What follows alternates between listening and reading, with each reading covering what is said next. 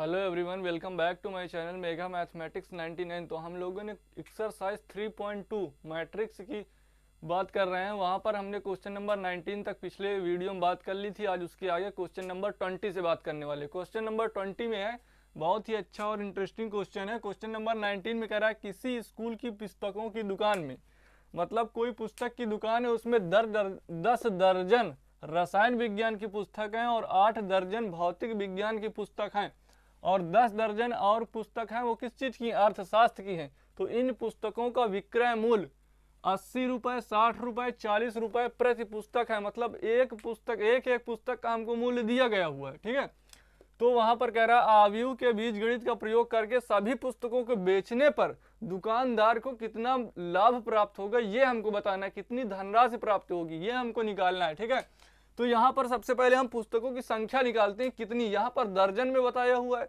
तो हम वहां पर निकाल लेते हैं कितनी कितनी पुस्तकें हैं। तो मान लेते हैं, देखो यहाँ पर 10 दर्जन रसायन विज्ञान की पुस्तकें, तो रसायन विज्ञान की पुस्तकों की संख्या, पुस्तकों की संख्या बराबर कितना हो जाएगा, एक दर्जन में कितना होता है। देखो 10 दर्जन है, 10 दर्जन का मतलब क्या है, मतलब 10 गुणे 12, एक दर्जन में 12 होते हैं, तो 10 दर्जन में कितने हो जाएंगे, 10 गुणे 12 मतलब 120 हो जाएंगे। तो मतलब रसायन विज्ञान की कितनी पुस्तकें हैं, रसायन विज्ञान की 120 पुस्तकें हैं। और उसके बाद कह रहा है भौतिक विज्ञान की, जो भौतिक विज्ञान की पुस्तक है वो 8 दर्जन है। तो यहाँ पर भौतिक विज्ञान की पुस्तकों की संख्या लिखो। भौतिक विज्ञान की पुस्तकों की संख्या कितनी आ जाएगी, 8 दर्जन है, तो 8 गुणे 12 हो जाएगा। यहाँ पे 8 गुणे 12 मतलब 12 अट्ठे 96, मतलब 96 पुस्तकें जो हैं वो है भौतिक विज्ञान की। अब कह रहा है 10 दर्जन फिर से है किस चीज की, अर्थशास्त्र की। तो अर्थशास्त्र की पुस्तकों की संख्या, अर्थशास्त्र की पुस्तकों की संख्या बराबर कितना हो जाएगा, 10 दर्जन। 10 दर्जन का मतलब समझ रहे हो, 10 गुणे 12, ये तो आपको मालूम है। तो यहां से आपको आ जाएगा 120 पुस्तक। ठीक है, ये 120 पुस्तक, 120 अर्थशास्त्र और रसायन की, और 96 किसकी है, इसकी है, किसकी, भौतिक विज्ञान की। अब हमको उसके बाद दे दिया प्रति पुस्तक का मूल्य, मतलब एक एक पुस्तक का मूल्य दिया। तो भौतिक विज्ञान की पुस्तकों का विक्रय मूल्य कितना है प्रति पुस्तक, प्रति पुस्तक का मूल्य जो है 80 रुपए है। ठीक है, यहीं पर लिख लेते हैं। और भौतिक विज्ञान, देखो रसायन विज्ञान की 80 रुपए है, भौतिक विज्ञान का प्रति पुस्तक 60 रुपए है, प्रति पुस्तक का जो मूल्य है वो 60 रुपए है। और अर्थशास्त्र का जो प्रति पुस्तक मूल्य है वो है 40 रुपए। ठीक है, तो कह रहा आव्यूह बीजगणित का प्रयोग करके हमें इन आव्यूहों से जो धनराशि प्राप्त होगी, सभी पुस्तकों को हमको बेचना है। 120 इसकी, 96 इसकी, 120 इसकी। ठीक है, इन सभी पुस्तकों को बेचने पर हमें कुल कितनी धनराशि प्राप्त होगी ये निकालना है। और हमें प्रत्येक पुस्तक का मूल्य दिया हुआ है, तो हम इसको, इन पुस्तकों को, मतलब बुक को एक आव्यूह के रूप में लिख लेते हैं। हमने बताया था इसको, या इसको अगर आप स्तंभ आव्यूह में लिख रहे हैं या पंक्ति आव्यूह में लिख रहे हैं तो इसको आप स्तंभ आव्यूह में लिख लीजिए। तो गुणा कराने से वहां कुल आपको धनराशि प्राप्त हो जाएगी। यदि हमको इनको किस में लिख रहे हैं, मान लो पंक्ति आव्यूह में लिख रहे हैं, ले रहे हैं किसको, पुस्तकों की संख्या को, जो पुस्तकों की संख्या है उनको हम किस में लिख रहे हैं, इसमें आव्यूह के रूप में। तो 120 लिख लेते हैं, फिर 96 लिख लेते हैं, फिर 120 लिख लेते हैं। ठीक, ये आ गई किसकी, पुस्तकों की संख्या। और हमें प्रति पुस्तक का मूल्य लिख लेते हैं। प्रति पुस्तक का मूल्य अगर आव्यूह के रूप में आर के रूप में लिख लेते हैं, तो इसको हमने पंक्ति के रूप में लिखा है, तो इसको क्या के रूप में लिखेंगे, इसको लिखेंगे स्तंभ के रूप में।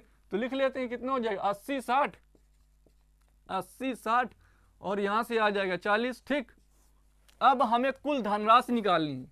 क्या निकालनी है, कुल धनराशि। कितनी धनराशि उस दुकानदार को प्राप्त होगी जब इतनी पुस्तकों को बेचेगा, तो इसका b इंटू आर करेंगे, b इंटू आर करेंगे तभी तो हमें कुल धनराशि प्राप्त होगी। हमें प्रत्येक पुस्तक का मूल्य पता है और ये पता है कौन सी पुस्तक कितनी है। अगर उनका आपस में गुणा करा लेते तब हमको पता चल जाएगा, तो वही कराते हैं। b इंटू आर से पता चलेगा b कितना है हमारा, ये है b, मतलब 120 96 120। ठीक, ये दिया हुआ है। उसके बाद R की वैल्यू ये दी है 80 60 40, 80 60 40। ओके, अब आपको गुणा करना पता है कि पहली पंक्ति का पहले स्तंभ से करा के लिख देते हैं, तो एक ही पंक्ति है एक ही स्तंभ है, तो इसका गुणा इससे हो जाएगा कि नहीं हो जाएगा। मतलब पहली पंक्ति का पहले स्तंभ से ऐसे गुणा करा देंगे और बीच में प्लस का चिन्ह लगाना होता है, ये तो आपको गुणा के नियम से पता ही है। ठीक है, तो अगर 120 का गुणा किस में होगा, 120 गुणे 80 हो जाएगा, प्लस का 96 गुणे 60 हो जाएगा, और इसका गुणा इसमें करेंगे तो प्लस का 120 गुणे 40 हो जाएगा। अब यही हम निकाल लेंगे तो हमको कुल धनराशि प्राप्त हो जाएगी, मतलब पूरी पुस्तक बेचने पर उस दुकानदार को कितनी धनराशि प्राप्त होगी। तो 12 गुणे 80 करोगे, 120 गुणे 80 करोगे कितना, 12 अट्ठे 96 होता है, 96 00, प्लस यहाँ पर करोगे कितना आएगा, 6 छंग 36 की 6, हंसी लगे 3, 6 नहीं के 54, 54 3 कितना होता, 57, तो 57 60 आ जाएगा। और यहाँ पर 12 चौक 48, तो 48 00, तो इन सबको जोड़ लोगे तो कितना हो जाएगा, 96 00, 57 60 और 48 00, तो यहाँ पर 0 आ जाएगा, यहाँ पर कितना आ जाएगा, यहाँ पर 6 आ जाएगा, 6 6 12, 12 1 13, 13 8 कितना हो जाएगा, 13 7 20, 1 21 हो जाएगा, यहाँ से 2 हंसी लाएंगे, 5 4 9, 9 9 18, 18 2 कितना हो जाएगा 20, तो मतलब कुल धनराशि कितनी प्राप्त होगी, 20 160, 20 160 रुपए। इतनी धनराशि दुकानदार को पूरी पुस्तकों को बेचने पर प्राप्त होगी। ये आपको क्वेश्चन समझ में आया होगा, ये हम आपसे उम्मीद करते हैं। तो pause the video, note it down, देखते हैं इसके आगे वाला क्वेश्चन। तो अब देखते हैं क्वेश्चन नंबर 21। क्वेश्चन नंबर 21 बहुत ही कॉन्सेप्चुअल क्वेश्चन है। इसमें जितना भी हमने पढ़ा है ना कि एडिशन क्या होता है, सब्ट्रैक्शन क्या होता है, और हमने गुणन सीखा है ना, वो सारी चीज इसमें सिर्फ पूरा कॉन्सेप्ट क्लियर हो जाएगा कि हमने जो चीज सीखी है ना, लोग इसको छुड़ा देते हैं कि आप स्वयं बच्चे लगा लेंगे, लेकिन यही तो पूरे चैप्टर का सार है। यही क्वेश्चन तो हमको समझना है कि ये कहना क्या चाहता। हमको जितनी भी चीज सिखाया है ना, तो उसको हमें यहाँ पर समझना है कि देखो हमें प्रत्येक आव्यूह की कोटि दे दी। बहुत ही अच्छा क्वेश्चन है कि पी वाई दिया हुआ है, देखो पी वाई दिया हुआ है यहाँ पे, प्लस डब्ल्यू वाई दिया हुआ है। 21 क्वेश्चन नंबर है। तो कह रहा है कि P Y plus W Y के परिभाषित होने के लिए एन कामा के तथा पी में क्या प्रतिबंध है, मतलब उसमें क्या संबंध है, ये हमको बताना है। ठीक है, किसके, P Y plus W Y के परिभाषित होने के लिए। बहुत ही यहाँ पर क्वेश्चन अच्छा दे दिया है। तो यहाँ पर हमको कोटि दे दी गई है, एक्स की कोटि, वाई की कोटि, जेड की कोटि, डब्ल्यू की कोटि, पी की कोटि, और 4 ऑप्शन दे दिए गए हैं। कह रहा है कौन सा ऑप्शन सही होगा। ठीक है, तो अब हम इस क्वेश्चन को सॉल्व करेंगे और देखेंगे कि कौन सा ऑप्शन सही है। तो यहाँ पर P Y plus W Y लिखा हुआ, ये क्या है, पी एक आव्यूह है, वाई एक आव्यूह है, डब्ल्यू एक आव्यूह है, और यहाँ पर क्या है, वाई भी एक आव्यूह है। तो इसको हम किस प्रकार आयताकार बॉक्स में लिखते हैं, तो लिख लेते हैं इसको भी। सभी को आव्यूह को हम किस प्रकार लिखते हैं, आयताकार बॉक्स में लिखते हैं कि नहीं लिखते हैं, तो उसको लिख लेते हैं। ठीक है, और हमको प्रत्येक आव्यूह की कोटि दे दी गई है कि पी की कोटि कितनी है, वाई की कोटि कितनी है, डब्ल्यू की कोटि कितनी है, तो हम यहाँ से उठा के उसकी कोटि लिख लेते हैं। ठीक है, तो अब देखते हैं कि यहाँ पर कोटि कितनी थी। तो P की कोटि कितनी है, तो P की कोटि हमको दी हुई है, P की कोटि P इंटू K दी हुई है। तो हमने यहाँ पर P की कोटि लिख ली कितनी, P इंटू K, और Y की कोटि कितनी लिख ली, 3 इंटू K। कहाँ पर दी हुई, ये लिखी हुई है, तो यहाँ पर लिख लिया। और W की कोटि कितनी दी हुई, W की कोटि दी हुई है N इंटू 3, तो हमने ये लिख लिया। और Y की कोटि क्या है, ये है, तो हमने यहाँ से वहाँ से लिख लिया। हमको ये दिया हुआ है कि इस चीज की कोटि इतनी है, तो हमने वो लिख लिया।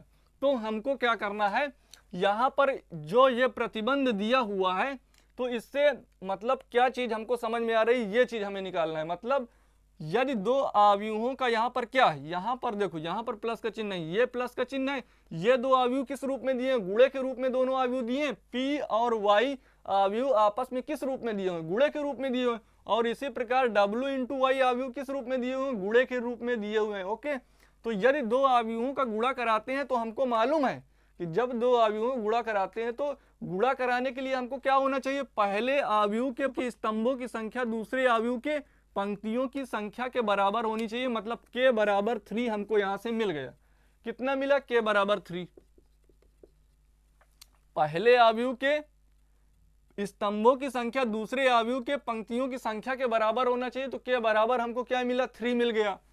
और जब इन दोनों का गुणा आपस में करा लेते हैं, p इंटू वाई करा दिया, क्या करा दिया, p इंटू वाई करा दिया। जब p इंटू वाई करा दिया तो जब दो अवयवों का गुणा करा लेते हैं तो प्राप्त अवयव की कोटि कितनी होती है, पहले अवयव के पंक्तियों की संख्या दूसरे अवयव की स्तंभों की संख्या के गुणनफल के बराबर होती है, p इंटू के हो जाएगा इस अवयव की कोटि, पहले अवयव के पंक्तियों की संख्या दूसरे अवयव की स्तंभों की संख्या के गुणनफल ही तो हमने यहाँ पर लिख दिया है। इन दोनों अवयव का गुणा करा के, ये क्या है, एक अवयव है, ये एक अवयव है, तो उसका गुणा करा के हमने यहाँ पर लिख लिया।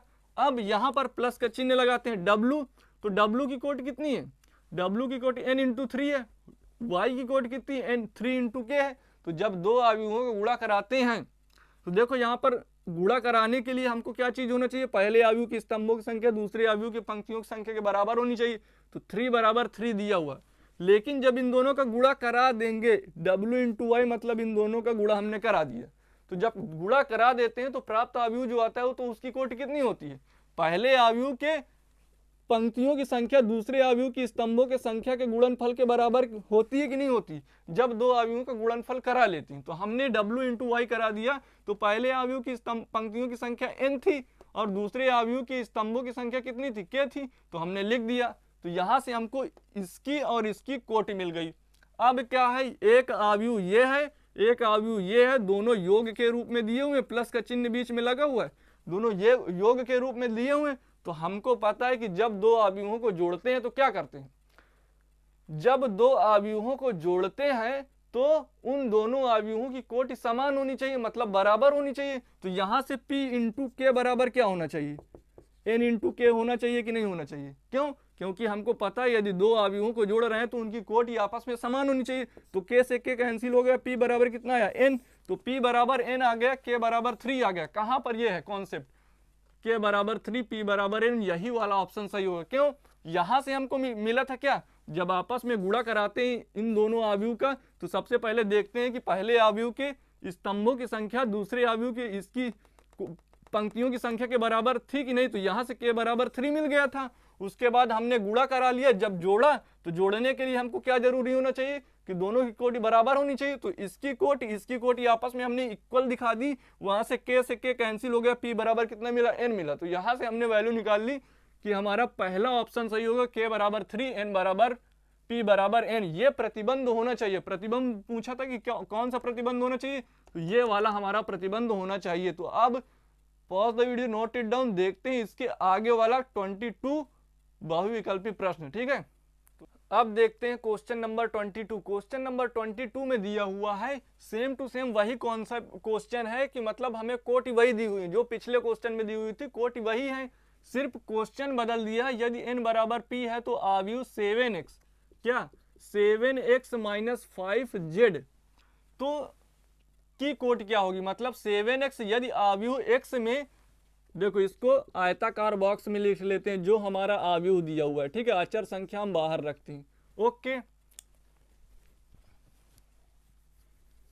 क्या करते हैं, अचर संख्या बाहर रखते हैं और जो अवयव दिया है उसकी कोटि लिख लेते हैं। तो x की कोटि कितनी है, 2 इंटू n है, तो 2 इंटू n लिख लिया। फिर माइनस का चिन्ह, तो माइनस के चिन्ह लगाया, 5 लगाया। और z की कोटि कितनी दी हुई है, z की कोटि दी है 2 इंटू p दी हुई है, तो z की कोटि लिख लेते हैं 2 इंटू p।